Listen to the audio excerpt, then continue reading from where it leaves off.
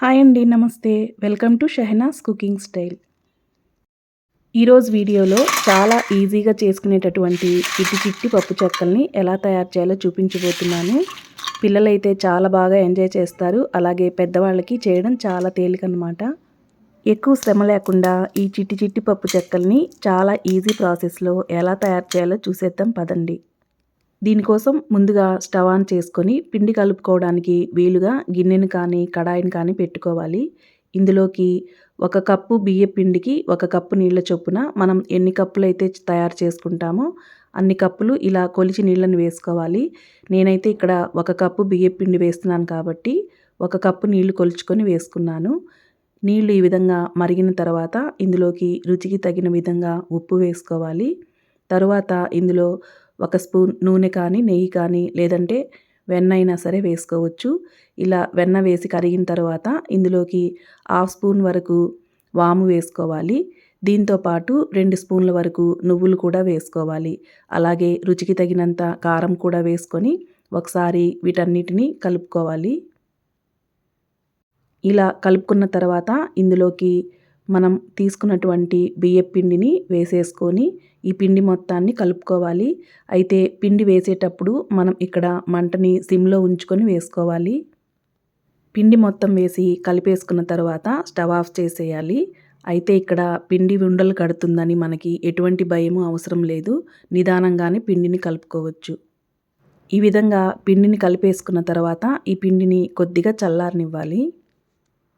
చేతితో తాకేంత వేడిగా ఉన్నప్పుడే ఈ పిండిని ప్రెస్ చేస్తూ కలిపేసుకోవాలి.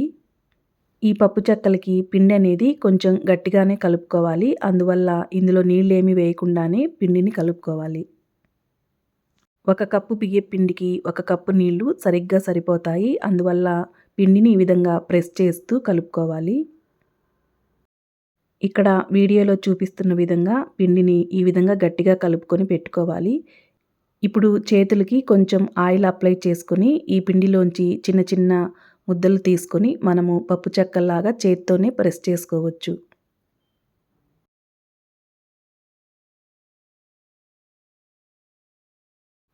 ఇప్పుడు ఈ పిండిలోంచి కొంచెం పిండిని తీసుకొని మిగతా పిండిని ఆరిపోకుండా ఉండడం కోసము ఒక ప్లేట్ కానీ లేదంటే తడి క్లాత్తో కానీ దీన్ని కవర్ చేయాలి. ఇలా కొంచెం కొంచెం పిండిని తీసుకొని మనము బ్యాచెస్గా చేసుకుంటే చాలా ఈజీగా అయిపోతుంది. ఒకవేళ చేత్తో చేయడము కష్టంగా అనిపిస్తే ఈ విధంగా ఒక చిన్న ప్లేట్ తీసుకొని దీని మీద మనం చేసుకున్నటువంటి బాల్స్ని ఉంచి ఇలా ఫ్లాట్గా ఉండేటటువంటి గ్లాస్ కానీ లేదంటే ఏదైనా చిన్న గిన్నెని తీసుకొని ఈ విధంగా ప్రెస్ చేసైనా సరే ఈ పప్పు చెక్కల్ని తయారు చేసేసుకోవచ్చు. మనకి ఏ ప్రాసెస్ అయితే ఈజీగా ఉంటుందో అదే విధంగా వీటన్నిటిని చేసేసుకున్న తర్వాత ఒక ప్లేట్లోకి తీసుకోవాలి. ఒకవేళ ఎక్కువ క్వాంటిటీలో చేసుకునే పని అయితే పెద్ద ప్లాస్టిక్ కవర్ మీద లేదంటే తడి క్లాత్ మీద అయినా సరే వీటన్నిటిని చాలా ఈజీగా ఎక్కువ మోతాదులో చేసేసుకోవచ్చు. ఇప్పుడు ఇలా తయారు చేసుకున్న తర్వాత స్టవ్ ఆన్ చేసి మనం డీప్ ఫ్రై చేసుకోవడానికి సరిపడినంత ఆయిల్ వేసుకోవాలి. ఆయిల్ బాగా హీట్ అయిన తర్వాత ఇందులోకి ఈ పప్పు చెక్కలన్నిటిని ఒక్కొక్కటిగా వేసుకోవాలి.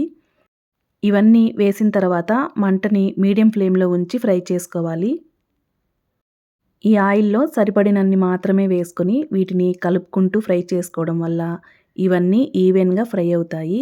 అంటే ఒక్కొక్కటి కొంచెం పచ్చిగా అట్లా లేకుండా అన్నీ బాగా క్రిస్పీగా ఫ్రై అవుతాయి అన్నమాట. ఇలా ఆయిల్లో నుంచి బబుల్స్ రావడం ఆగిపోతే ఇవన్నీ ఫ్రై అయ్యాయని అర్థము. అప్పుడు వీటన్నిటిని మనము తీసేసుకోవచ్చు. ఈ విధంగా మంచి కలర్లోకి వచ్చిన తర్వాత వీటిని మనము తీసేసి ఒక ప్లేట్లోకి పెట్టుకోవాలి. ఇదే విధంగా మిగిలిన వాటన్నిటిని కూడా ఇలాగే ఫ్రై చేసుకుంటే సరిపోతుంది.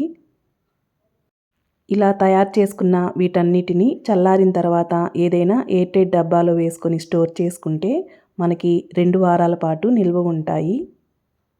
అంతేనండి, చాలా ఈజీ ప్రాసెస్లో రెడీ చేసేసుకున్నాం కదా. మరి ఈ వీడియో మీకు నచ్చితే లైక్ చేయండి. నా ఛానల్ని ఫస్ట్ టైం ఎవరైనా చూస్తుంటే తప్పకుండా సబ్స్క్రైబ్ చేసుకోండి. సో ఇదండి ఇవాల్టి వీడియో. మరొక మంచి వీడియోతో మళ్ళీ కలుద్దాం. Thanks for watching. బాయ్.